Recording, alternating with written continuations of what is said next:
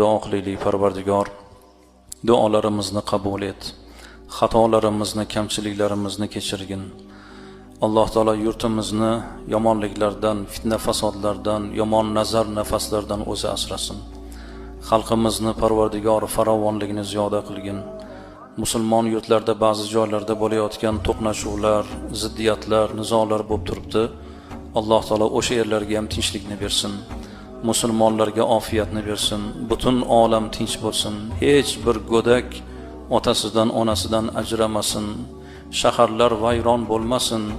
Butun olamga Alloh tinchlikni, yomonlarga insof bersin, yaxshilarga darajat, izzat bersin. Alloh taolo ko'targan qo'llarimizni quruq qaytarmagin. Bizlarni shu dunyoga kelishimizga sababchi bo'lgan otamiz bor, onamiz bor. Parvardigor ziyoda umr ber. O'tgan bo'lsalar rahmat ayla, jannating bilan mukofotlagin. Kasbi korda, ishda, mehnatda yurgan akalar, do'stlar, yigitlar, qilayotgan mehnatingizni rohatini ko'ring. Farzandlaringizni ardog'ida bo'ling. Xonadoningiz bilan tinch bo'ling. Faqat yaxshiliklar, xursandchiliklar farzandlarimizni baxti quvonchi qalbimizni shodlikka to'ldirsin.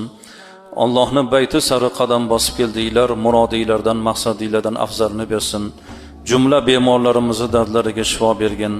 Parvardigor ishda, kasbi korda yurgan hammalarni kasbi korlariga barakotlar bergin. Allohumma solli ala Muhammadin va alihi va sahbihi ajma'in bi rahmatika ya arhamar rohimin.